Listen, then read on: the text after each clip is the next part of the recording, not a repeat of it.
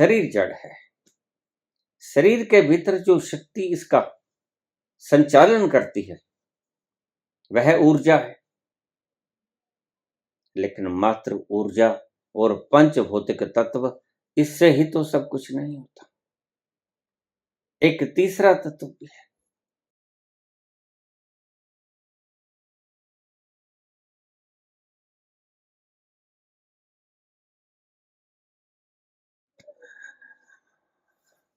हुक्मी होवन आकार, हुक्म न किया जाए। हुक्मी होवन जी, हुक्म मिले बड़ाई। हुक्मी उत्तम नीच। बड़ी शानदार रेशों के साथ चलते हैं बाबा। क्या अद्भुत रेशो है, स्टेप बाय स्टेप। इसलिए जप जी में पूरी सीढ़ी दर सीढ़ी। तो बाबा शुरुआत करते हैं। हुक्मी होवन आकार, उसके हुक्म से जड़ पैदा होता है और आकार जड़ का होता है। हुक्मी होवन आकार, सबसे पहले जड़ होता है और जड़ आकार होता है, साकार होता है। हुक्म न किया जाए, तो ये बात समझ लेना कि ये जो शब्द मैं बोल रहा हूं, इसको आप अपनी बुद्धि से समझ नहीं पाओगे। बस जैसा मैंने देखा वैसा या तो तुम भी देख लेना, या फिर तुम मेरी बातों पर यकीन कर लेना, क्योंकि बाबा अच्छी तरह से जानते हैं कि तुम यकीन नहीं कर पाओगे। कितनों को तुमने चूका, कितने नानक इससे पहले आए, यद्यपि उनके रंग, रूप, आकार, पहरावा, बोली अलग अलग थे, लेकिन तुमने पहचाना नहीं उस एक तत्व को जो अपना खेल खेल रहा है। हुक्म में जड़ पैदा होता है।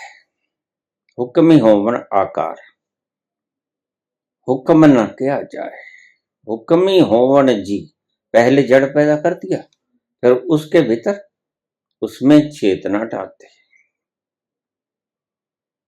उसके हुक्म से उस पदार्थ में, पंचभौतिक शरीर में चेतना को डालता है परमात्मा।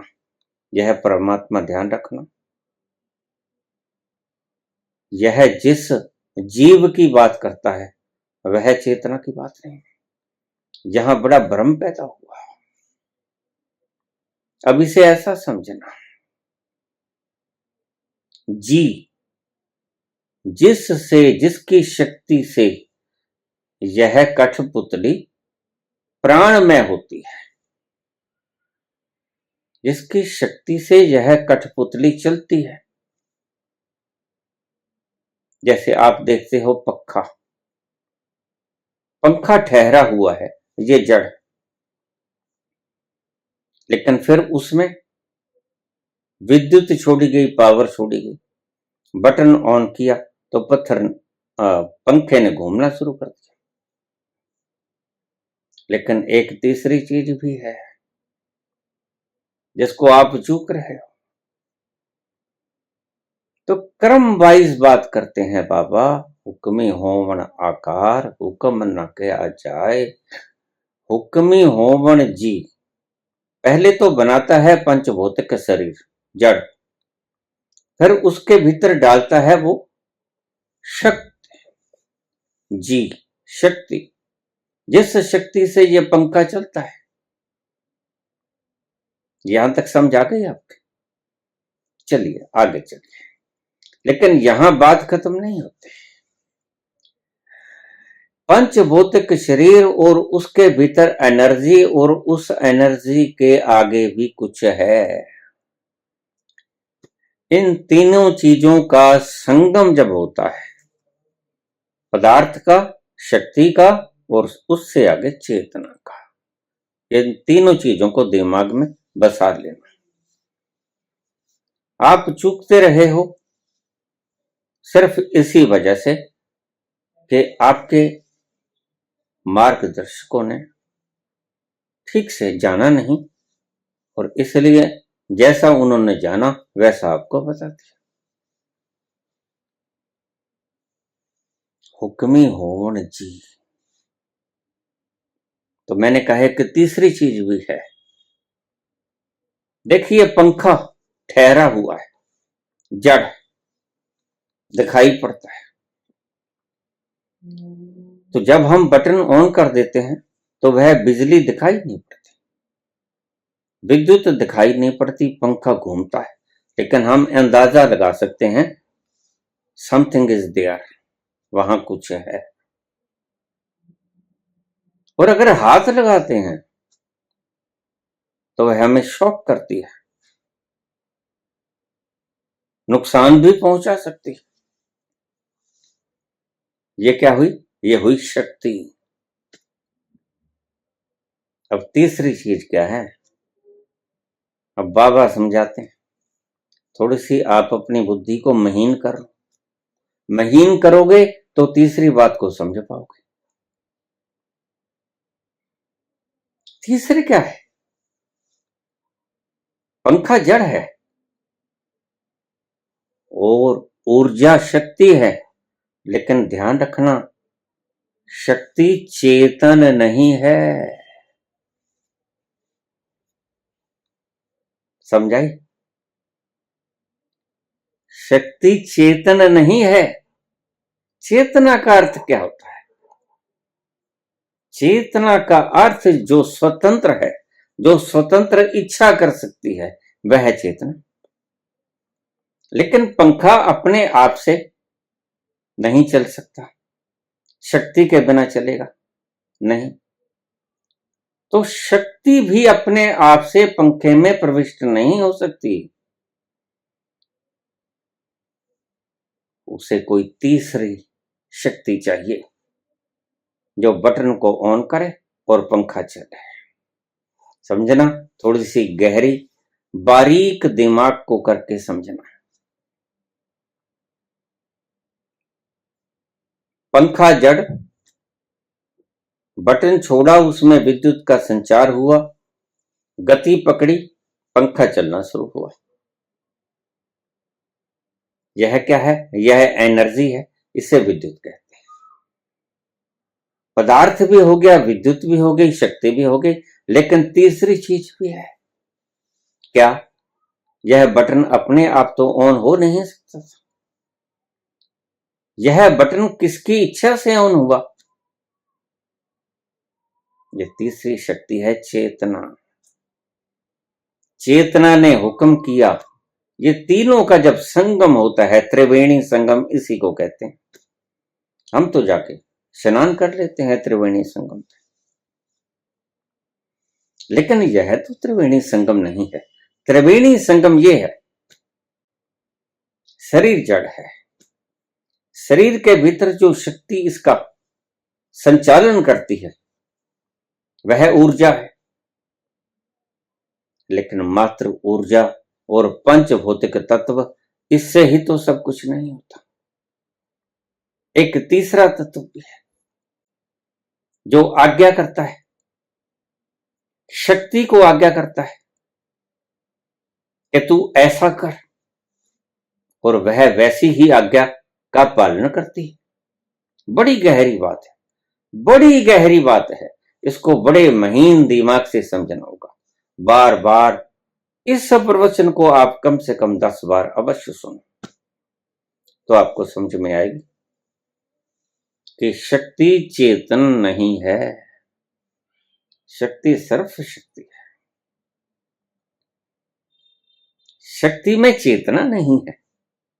चेतना यानी जो स्वतंत्र है, शक्ति भी स्वतंत्र नहीं है। ये गलती मत खा जाना। शक्ति भी स्वतंत्र नहीं है, पदार्थ भी स्वतंत्र नहीं है, क्योंकि अगर शक्ति स्वतंत्र होती तो शक्ति जिसे चाहे मारती थी, जिसे चाहे छोड़ देती।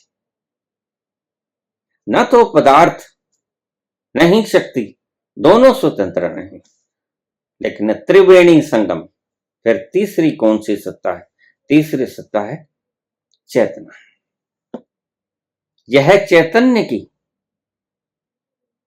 धारा, यह चैतन्य की धारा, यह त्रिवेणी संगम को पूरा करती है। तो इन तीन बिंदुओं को याद कर लेना। यह शरीर जिसके जरिए मैं बोल रहा हूं, लेकिन मैं वो नहीं जो बोल रहा हूं, यह एक यंत्र है। और अगर इस शरीर में शक्ति ना होती तो मेरा हुक्म ये शरीर ना मांगता, तो फिर किस चीज की जरूरत पड़ेगी? शक्ति, ऊर्जा। ऊर्जा के बिना शरीर चलता नहीं, लेकिन ऊर्जा स्वयं से शरीर को संचालित नहीं कर पाती। ऊर्जा को संचालित करने वाली एक चेतना है। ध्यान रखना, आपके पावर हाउस में ऊर्जा भरा पड़ा है, आपके एटॉमिक पावर प्लांट में ऊर्जा भरा पड़ा है, लेकिन चेतना उसमें बिल्कुल भी नहीं। क्या है चेतना?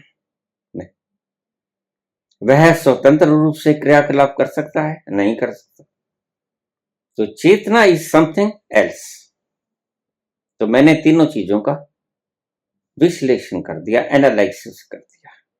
पदार्थ, पदार्थ के बाद शक्ति, शक्ति के बाद चेतना। ऐसा समझ लो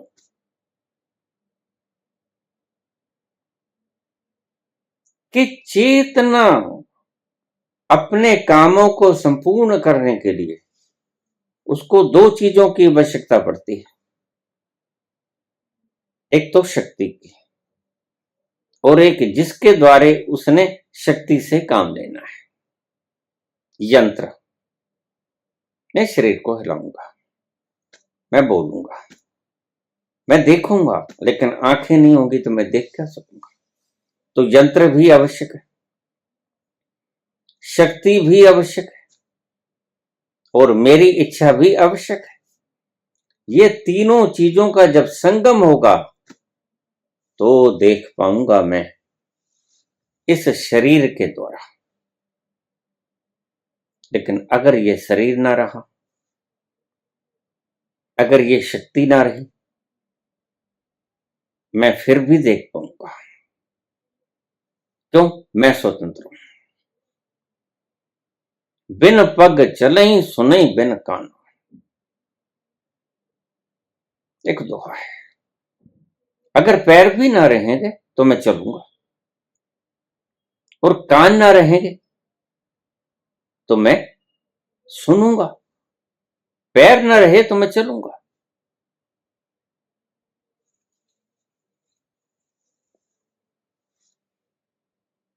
और विविध प्रकार के कर्म भी करता हूं।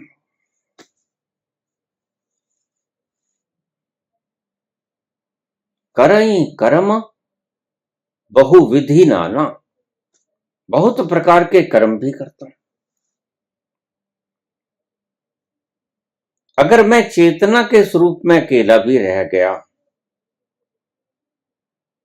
तो फिर भी मैं कर्म कर सकता हूं, फिर भी मैं चल सकता हूं, फिर भी मैं सुन सकता हूं, मैं देख सकता हूं, मैं स्पर्श कर सकता हूं, यद्यपि मेरे पास ये इंद्रियां ना रही। तो इंद्रियों का काम क्या है? इंद्रियों का काम है कठपुतलियों को कठपुतलियों से बातचीत करने का एक ढंग, तरीका। बड़ा गहन विषय है, इसको बार बार सुनना तो आपके समझ में आ जाएगा। हुक्मी होवन आकार, यह पदार्थ उसके हुक्म में बनता है। इस्लाम में एक शब्द है कि अल्लाह ने कहा हो जा, और यह कायनात हो गई। क्या हो गया? पदार्थ हो गया। कहा किसने? संकल्प किसने किया? चेतना ने। उस चेतना और होने के भीतर, प्रकृति के होने के भीतर किस चीज ने काम किया, किसके द्वारा काम किया? शक्ति के द्वारा काम किया, ऊर्जा के द्वारा काम किया। परमात्मा ने संकल्प लिया और यह सृजना हो गई। लेकिन यह सृजना काम तब करेगी जब उसे ऊर्जा मिलेगी। हुक्मी होवन आकार, हुक्म न किया जाए, हुक्मी होवन जी, पदार्थ के भीतर फिर जी डाल दिया, यानी शक्ति डाल दी। पंखे के भीतर विद्युत का प्रवाह जारी कर दिया। हुक्मी मिले बड़ाई। अब तीसरी बात है, ये चेतना से संबंधित है। आकार पदार्थ से संबंधित, जीव ऊर्जा से संबंधित, और तीसरी चेतना हुक्म मिले बड़ाई। यह मान प्रतिष्ठा, यह अपमान, यह चेतना के संकल्प से होता है। वह जो चाहता है वह ही होता है। और वह चाहता क्यों है, इसका विश्लेषण बाबा कहते हैं हमसे मत पूछना, यह तो वही जाने जिसकी सृजना है। हुक्म न किया जाए, लेकिन वह समझदार बहुत है जो हुक्म लिखता है। आपके न्यायालयों में बैठे हुए जज हुक्म लिखते हैं, लेकिन ऐसे ही तो हुक्म नहीं लिख देते। आपने कभी देखा है? हुक्म आखिरी अवस्था है किसी भी केस की, सूट की। हुक्म आखिरी अवस्था है, लेकिन उस हुक्म लिखने से पहले जज सिर्फ हुक्म ही नहीं लिखता, जज बहुत कुछ देखता है। बयानात होते हैं, गवाहियां होती हैं, सारे प्रूफ देखता है, कागज पत्र सब फलोरता है, खंगालता है। सब कुछ देखने के बाद न्यायाधीश लिखता है आखिर में हुक्म। तो परमात्मा यूं ही हुक्म नहीं कर देता, इस बात का भी ध्यान रखना। यह आगे जाकर बात साफ होगी। अगर वह कुछ हुक्म करता है तो उसका कोई कारण है। इस बात को आप अंडरलाइन कर लें। यह कभी फिर खुलेगा दरवाजा, यह अभी बंद रहने दो। जज हुक्म लिखता है, ऐसे ही नहीं लिख देता, फिर तो वो उच्छृंखल हो गया, फिर तो वो तानाशाह हो गया। नहीं, वह ना तो तानाशाह है ना उच्छृंखल है, वह बड़ा शानदार उसका अस्तित्व है। वह हुक्म करता है, लेकिन ऐसे ही हुक्म नहीं कर देता। हुक्म करने से पहले जज 1000 बार देखता है, कागज पड़ताल करता है, गवाह देखता है, बयानात देखता है, प्रमाण देखता है। अगर कोई कत्ल हुआ तो किससे हुआ, कौन सा हथियार बरता, क्या तरीका अपनाया गया, वह सब देखता है। अगर कोई हथियार के ऊपर खून लगा है, उसकी फोरेंसिक जांच करवाता है। हुक्म लिखने से पहले न्यायाधीश 1000 प्रकार के तौर तरीकों में से गुजर जाता है, तब जाके कहीं हुक्म लिखता है। यह जो आप कहते हो कि उसके घर देर है, देर का मतलब बस यही है, प्रोसेसिंग में देर लग जाती।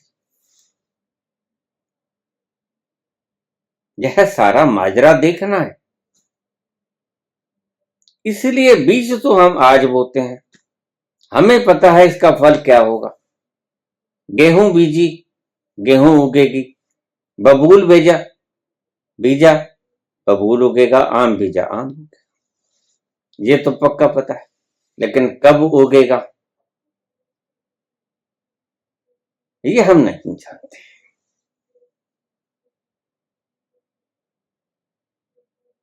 तो कर्म हम कर देते हैं, लेकिन उसका फल कब मिलेगा ये हम नहीं जानते। इसलिए हम अक्सर उस जन्म में, जिस जन्म में हमने कोई बुरा कर्म नहीं किया होता, पाप भी भोग सकते हैं। और हम बड़े मजे से तर्क भी दे सकते हैं, मैंने इस जन्म में तो कुछ किया नहीं, फिर मैं दुखी क्यों? तुम्हें पता नहीं, तुम तो वही हो ना, घर ही तो बदले, कर्म तो वही रहे ना, कर्म तो साथ लेके आए, बीज तो वही रहे ना, बीज तो अंकुरित भी हुए, प्रॉस्परस भी हुए, और फूल और फल भी आए। लेकिन वक्त लग गया, इन सब के भीतर वक्त लग गया। हुक्म मिले बड़े आई, अगर वो चाहता है तो आपको बड़ाई मिलती है, लेकिन मिलती है उसके हुक्म में। जैसे जज हुक्म लिखता है, इसको जेल होनी चाहिए, यह बाइज्जतवरी होना चाहिए, हुक्म मिला बड़ाई, हुक्म उत्तम नीच, उसके हुक्म में ही तुम उत्तम स्थिति को प्राप्त करते हो, और उसके हुक्म में ही तुम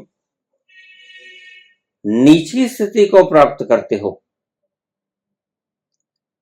यहां उत्तम नीच का मतलब वर्ण व्यवस्था से नहीं है, इस बात का ध्यान रख लेना। उत्तम का मतलब है आपकी वो अवस्था जिसमें आप शीर्ष स्थान पे होते हैं, चेतना के, जहां आप आनंद की अवस्था में वास करते हैं, जहां आप खुद खुदी में हो जाते हो, वो आपकी उत्तम अवस्था है। और अगर आप पदार्थ में उलझे रहते हो, धन में, मान में, पदवियों में, तो फिर वो नीच, क्षुद्र। जो क्षुद्र में उलझ गया वह नीच, यह उत्तम में चला गया वह उच्च।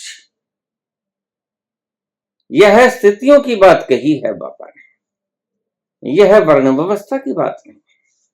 हुक्म मिले बड़ाई, हुक्मी उत्तम नीच। बड़ाई भी मिलती है तो उसके हुक्म में मिलती है। और अगर आपकी गति नीच हो गई है और उच्च हो गई है तो ये भी उसके हुक्म में है। अगर आप जेल में बंद हो गए तो भी, अगर आप कारागृह से छोड़ दिए गए तो भी, होता उसके हुक्म में ही। इसलिए संत कहता है कि जो होता है बिल्कुल ठीक होता है और तुम्हारे भले के लिए होता है। लेकिन इसका अर्थ यह जाना था संतों ने, और यह आरोपण कर लिया असंतों ने। आज असंत इन शब्दों का दुरुपयोग कर रहे हैं, खुद तो जाना नहीं, उद्घोषणा इस बात की करते हैं कि जो होता है वह अच्छे के लिए होता है। हालांकि जब बुरा होता है तो यही लोग गालियां निकालते हैं, रोते हैं, भगवान की व्यवस्था पर शक उठाते हैं, दुखित होते हैं। और यही लोग कहते हैं जो होता है अच्छा होता है। जब संकट आ गया, जब दुख आ गया तो फिर कहेंगे भगवान ये क्यों दे दिया। जब सुख आ गया तो खुश हो गए, भगवान तो बड़ा दयालु है। जब दुख आ गया तो भगवान दुष्ट है, नहीं,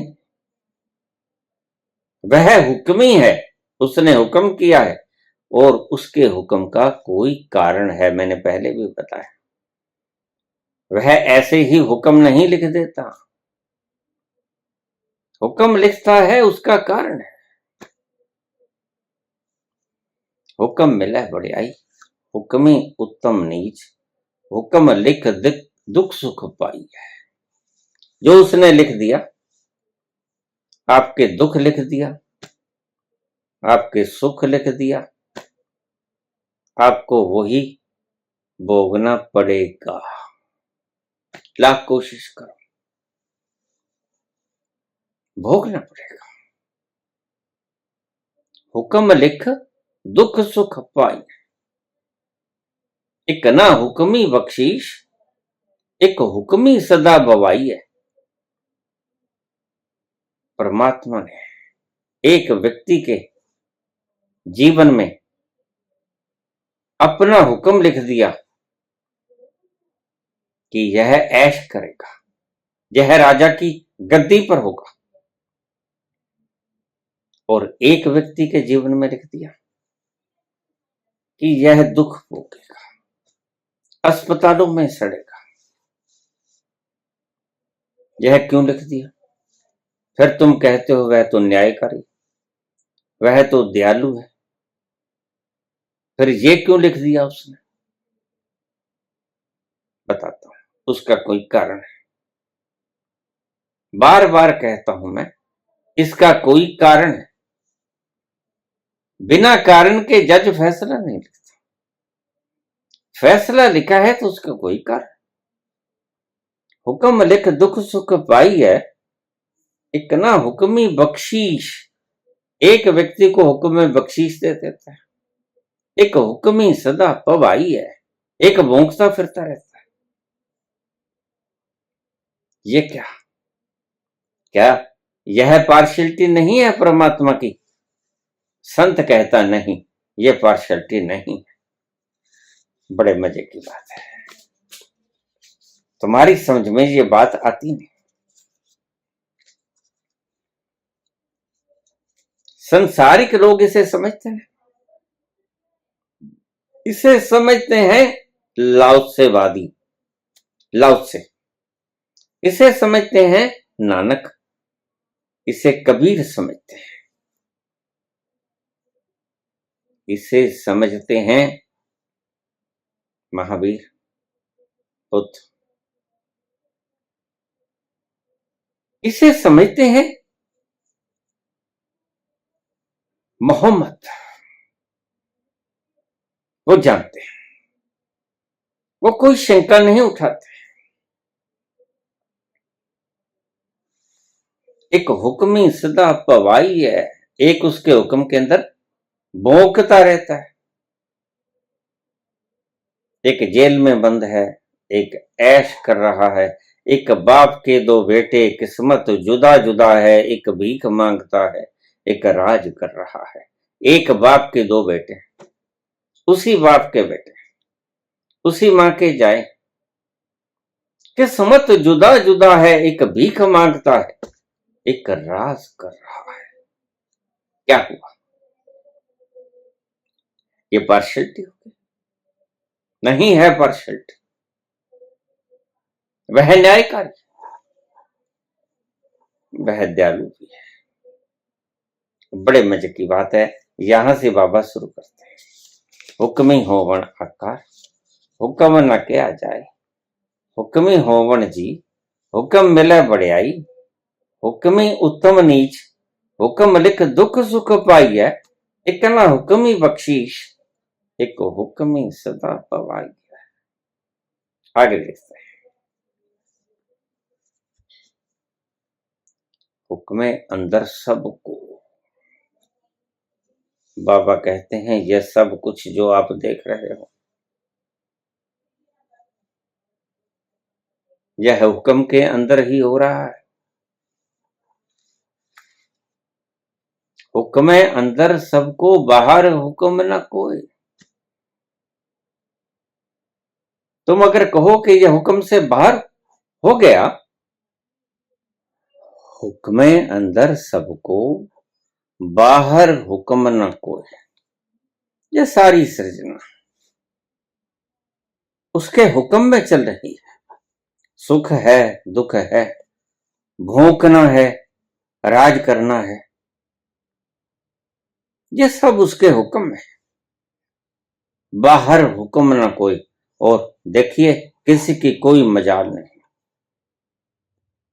कि उसके हुक्म से बाहर हो जाए। तुम लाख चेष्टा कर लो, उसके हुक्म के विपरीत तुम जा ही ना सकोगे। जाओगे उसके हुक्म में जाओगे। साइंटिस्टों ने इतनी इन्वेंशन की कि मानव का शरीर 98 6 डिग्री के ऊपर बिल्कुल स्वस्थ होता है, उसको कोई बुखार नहीं होता। ये आपने जाना, लेकिन क्या आप ऐसा भी कर सकते हो कि आप नॉर्मल टेम्परेचर 120 डिग्री सेंटीग्रेड बना दो? ये आप नहीं कर सकते। क्या आप ये भी कर सकते हो कि डायस्टोलिक और सिस्टोलिक ब्लड प्रेशर 80-120 जो नॉर्मल गिना जाता है, उसको आप 200 और 500 बना दो? नहीं, आप ये नहीं कर सकते। तो बाबा यही बात कहते हैं कि तुम्हें हुक्म के अंदर रहना पड़ेगा। तुम चाह कर भी हुक्म से बाहर नहीं हो पाओगे। विज्ञान खोज करता है कि परमात्मा ने ये संरचना को हुक्म क्या दे रखा है। हुक्म यही दे रखा है कि 98/6 है तो व्यक्ति ठीक है, बुखार नहीं। अगर बुखार 108 हो गया, 10 हो गया, तो यह नॉर्मल नहीं। अगर डायस्टोलिक और सिस्टोलिक ब्लड प्रेशर 80-120 है, इट्स नॉर्मल। और अगर नीचे वाला ब्लड प्रेशर 200 हो गया और ऊपर वाला 500 हो गया, तो भ्रष्ट हो जाएगा।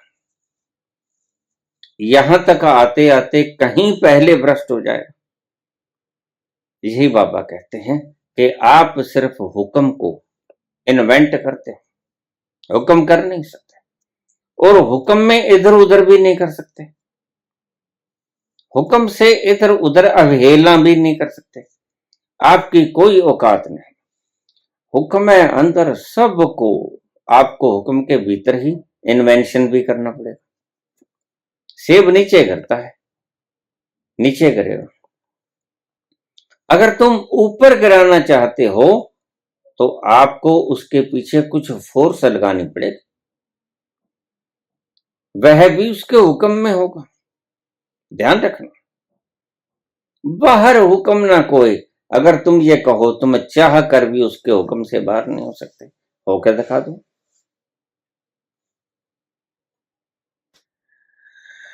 हुक्म के बाहर कोई चाह कर भी हुक्म नहीं, हुक्म के बाहर नहीं हो सकता।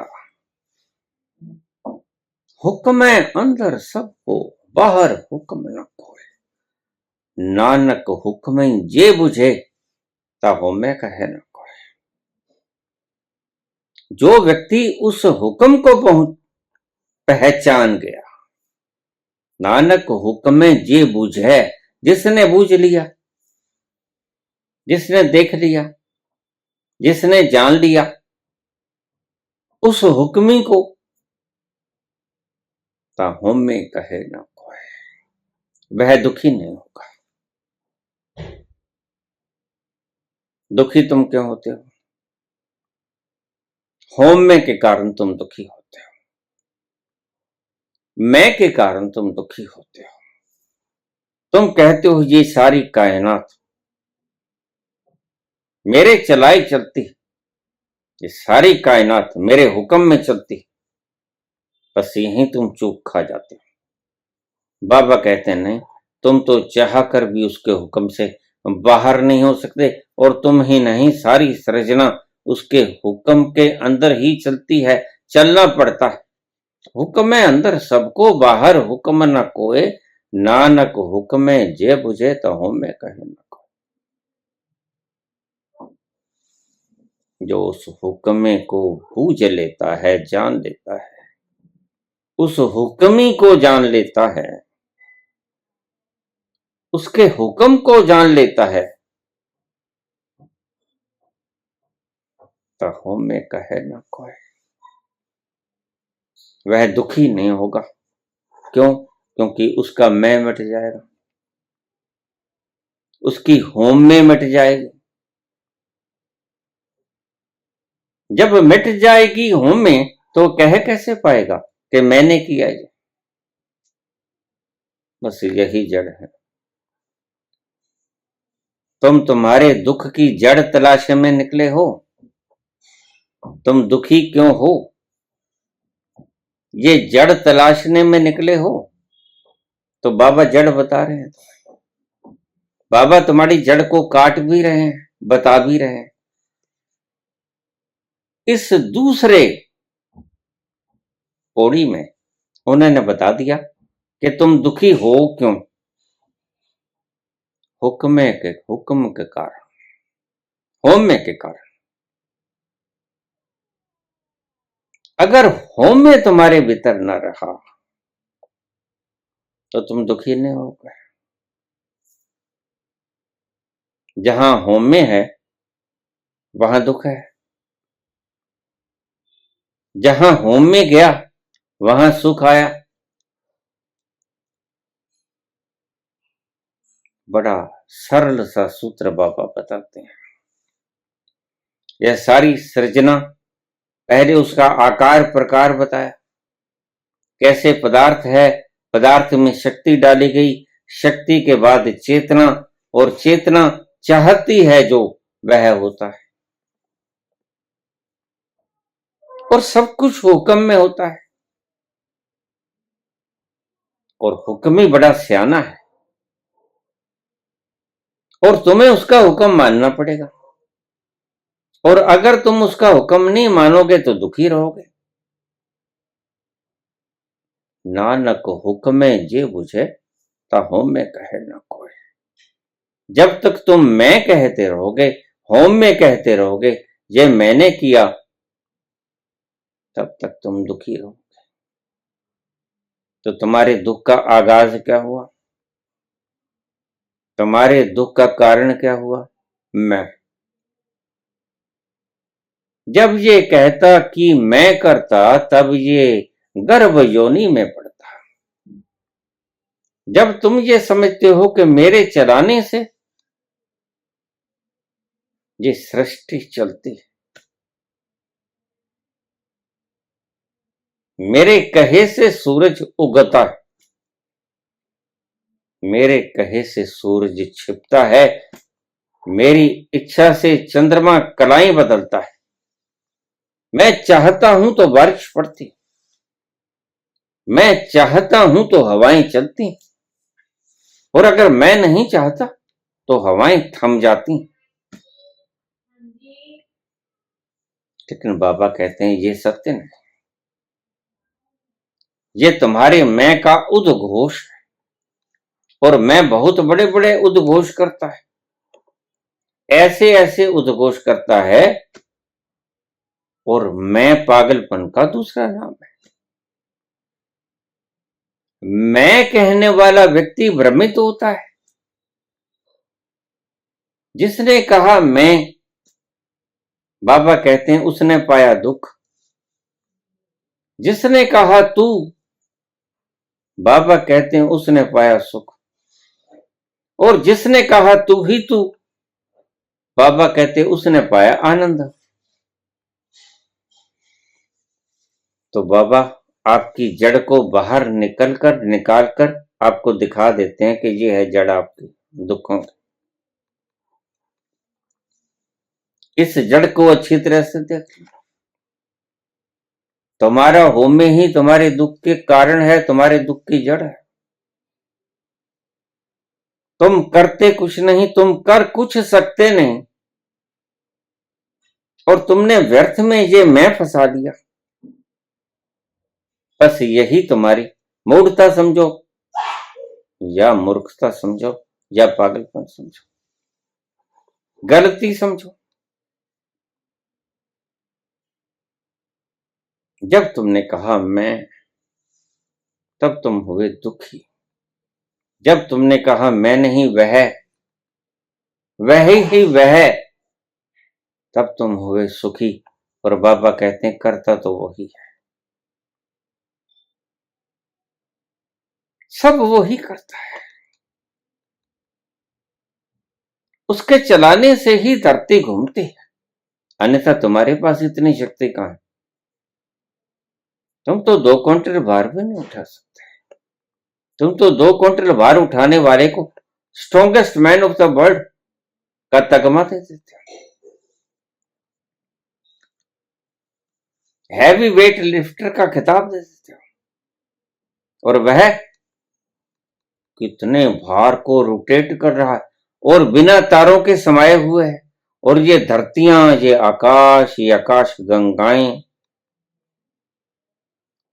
यह सारा यूनिवर्स, यह ब्लैक होल्स, यह बिना किसी लैंडर के खड़े हैं। इनके ऊपर किसी ने खंबे नहीं लगाए। आपने देखे कोई सपोर्ट देखी इनके ऊपर? नहीं, बिना सपोर्ट के घूम रहे हैं। फिर ये कौन सी शक्ति है जो इन्हें घुमा रही है? बस उसी शक्ति को चेतना कहते हैं। बाबा कहते हैं ये जो तीसरी बात मैंने कही, पहले पदार्थ जड़, दूसरा जीव शक्ति और तीसरी चेतना। अगर शक्ति में चेतना न डाली जाए तो शक्ति में शक्ति तो है लेकिन उसमें समझ नहीं है। वह पागल है, वह पागल शक्ति पागल होती है हमेशा। नानक हुक्म जो पूछेता होमे कहे ना कोई। जिसने होमे कहना बंद कर दिया, अपनी प्रज्ञा के साथ, अपने अनुभव के साथ, जो उसकी शरण में चला गया, जिसने जाना मैं कुछ भी नहीं, मैं हूं ही नहीं, वह सुखी हो गया। और तुम्हारी आंतरिक इच्छा सुखी होने की है। मेरी फरियाद तेरे दरगे और सुनावा कैनू। मेरी फरियाद तेरे दरगे और सुनावा कैनू। खोल न दफ्तर ऐबां वाले, दर तो तक न मैनू। खोल न दफ्तर ऐबां वाले, दर तो तक न मैनू। दर तो तक न मैनू रखें चरनां दे कोल मेरा हालिया। साइयां रखें चरनां दे कोल मेरा हालिया। रखी चरनां दे कोल, रखें चरनां दे कोल, रखें चरनां दे कोल, रखें चरनां दे कोल मेरा हालिया। साइयां रखें चरनां दे कोल। तेरे जिहा मैनू होर न कोई, मेरे जिहे लख तैनू। तेरे जिहा मैनू होर न कोई, मेरे जिहे लख तैनू। जे मेरे विच ऐब न होंदे, तू बख्शेंदा कैनू। जे मेरे विच ऐब न हुंदे तू बख्शेंदा कैनू, तू बख्शेंदा कैनू रखी चरनां दे कोल मेरा वालिया, वालिया, वालिया साइयां रखी, रखी चरनां दे कोल मेरा वालिया। तेरे जिहा मैनू होर न कोई,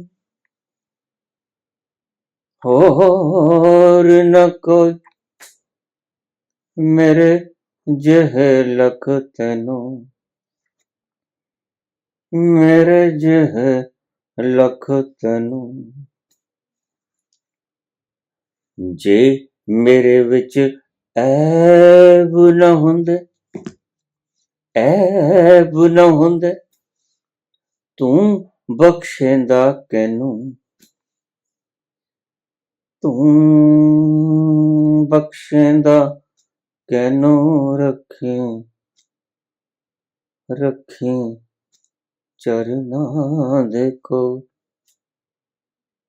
चरनां दे कोल मेरा वालिया, वालिया साइयां, साइयां रखी, रखी चरनां दे कोल मेरा वालिया।